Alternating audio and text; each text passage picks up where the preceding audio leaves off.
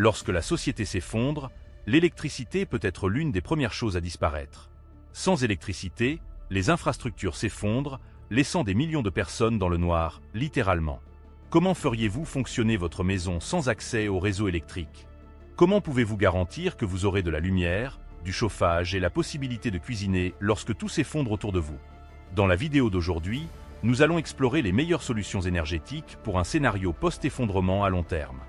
Des panneaux solaires aux éoliennes en passant par des sources moins conventionnelles, vous découvrirez comment produire et stocker de l'énergie de manière durable. Si vous voulez vous préparer à un avenir incertain, restez jusqu'à la fin. Sans plus attendre, commençons. L'énergie solaire. Comment garantir une électricité illimitée même après l'effondrement? L'énergie solaire est l'une des solutions les plus accessibles et les plus durables pour ceux qui recherchent l'indépendance énergétique après un effondrement de la société. Contrairement aux systèmes en réseau, qui dépendent du réseau électrique, un système hors réseau fonctionne de manière autonome, ce qui est essentiel dans les scénarios où l'approvisionnement traditionnel n'existe plus. Pour mettre en place un système efficace, il faut comprendre ses principaux composants: les panneaux solaires pour capter l'énergie, les régulateurs de charge pour éviter les surcharges, les onduleurs qui convertissent l'électricité pour l'usage domestique et les batteries pour stocker l'énergie produite. Le dimensionnement correct dépend de la consommation quotidienne. Une famille qui consomme 5 kWh par jour aura besoin d'environ 20 panneaux de 300 watts et d'un parc de batteries compatibles. Les avantages sont évidents: énergie renouvelable, silencieuse et sans combustible fossile. Cependant, les défis tels que la dépendance au soleil et les coûts initiaux élevés nécessitent une planification. Des stratégies telles que le positionnement des panneaux à des angles réglables et l'optimisation de l'utilisation des appareils ménagers permettent de maximiser l'efficacité. Le stockage est également crucial. Les batteries au lithium durent plus longtemps mais sont coûteuses. Les batteries au plomb sont abordables mais nécessitent un entretien. Les technologies émergentes, telles que les supercondensateurs et les batteries au nickel-fer, offrent des alternatives pour une alimentation durable. Sans une alimentation fiable, la survie devient plus difficile. Se préparer maintenant peut faire toute la différence à l'avenir. L'énergie éolienne. La puissance du vent pour faire fonctionner votre maison. L'énergie éolienne est une excellente solution pour ceux qui cherchent à produire de l'électricité de manière durable et indépendante après l'effondrement de la société. Une éolienne convertit l'énergie cinétique du vent en électricité grâce à un rotor relié à un générateur. Pour ceux qui souhaitent installer un système à domicile, la hauteur de l'éolienne est cruciale. Plus elle est haute, plus il y a de vent et moins il y a de turbulences. L'idéal est de la placer à plus de 10 mètres et à l'écart des obstacles tels que les arbres et les bâtiments. L'entretien comprend la lubrification des roulements et l'inspection périodique des pales. Pour ceux qui recherchent une solution économique, il est possible de construire une éolienne artisanale à partir de matériaux recyclés, tels que des générateurs de tapis roulants électriques et des pales en PVC moulées. La viabilité de l'énergie éolienne dépend toutefois de l'emplacement. Les régions où les vents sont constants et supérieurs à 10 km/h, comme les zones côtières et les champs ouverts, sont idéales. Dans les endroits où le vent n'est pas fiable, l'énergie solaire peut être une meilleure alternative. La meilleure stratégie consiste toutefois à combiner les panneaux solaires et les éoliennes dans un système hybride, garantissant de l'électricité les jours nuageux ou sans vent. Cet équilibre permet de stocker plus d'énergie et de réduire la dépendance aux combustibles fossiles. Disposer d'une source d'énergie diversifiée peut faire la différence entre vivre dans le confort ou affronter l'obscurité totale à l'avenir. Hydrogénération. Comment utiliser l'eau pour produire de l'énergie en continu? L'hydrogénération est l'un des moyens les plus fiables d'obtenir de l'électricité à long terme dans un scénario post-effondrement, car elle exploite le flux constant de l'eau pour produire de l'énergie sans dépendre du soleil ou du vent. Pour mettre en place une microcentrale hydroélectrique domestique, la première étape consiste à déterminer s'il existe un cours d'eau à débit continu sur la propriété. Les petites rivières, les ruisseaux ou même les chutes d'eau peuvent fournir la force nécessaire pour actionner une turbine hydraulique, convertissant ainsi l'énergie de l'eau en électricité. Il existe différents types de turbines, tels que Pelton, Francis et Kaplan, et le choix idéal dépend du débit et de la hauteur de la chute d'eau. Les systèmes bien conçus peuvent produire de l'énergie 24 heures sur 24, ce qui élimine le besoin de batterie pour le stockage. L'entretien est relativement simple. Il s'agit de nettoyer les débris et de régler périodiquement la turbine. Dans les communautés isolées, l'hydroélectricité peut être utilisée pour alimenter des équipements plus importants, tels que les systèmes de pompage de l'eau, l'éclairage et même la réfrigération, ce qui en fait une alternative viable pour l'autosuffisance énergétique. Un exemple pratique est l'utilisation de microcentrales hydroélectriques dans les zones rurales, où les familles survivent sans connexion au réseau électrique traditionnel. Alors que les panneaux solaires et les éoliennes souffrent des variations météorologiques, une rivière fiable peut fournir une électricité constante, garantissant la sécurité énergétique dans un monde dépourvu d'infrastructures modernes. Les groupes électrogènes, le meilleur plan B en cas d'échec.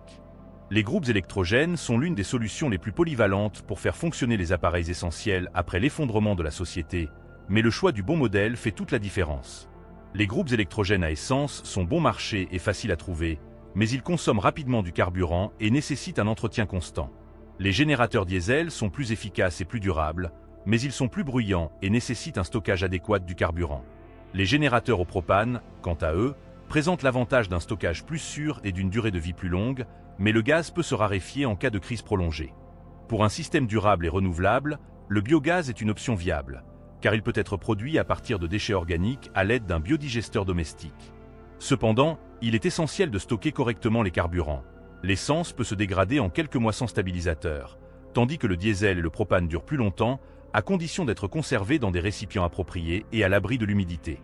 Les générateurs à pédales et à manivelle sont des solutions sans combustible fossile idéales pour les situations d'urgence. Un générateur à vélo peut être construit avec un moteur de tapis roulant électrique, fournissant de l'énergie pour charger des batteries ou alimenter de petits appareils.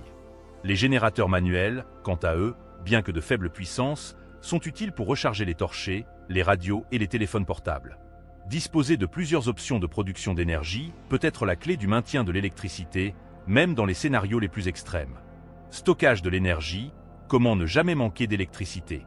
Dans le scénario post-effondrement, il sera tout aussi essentiel de stocker efficacement l'énergie que de la produire. Les batteries au lithium, les batteries plomb-acide et les batteries à flux sont les options les plus largement utilisées, chacune présentant des avantages et des inconvénients.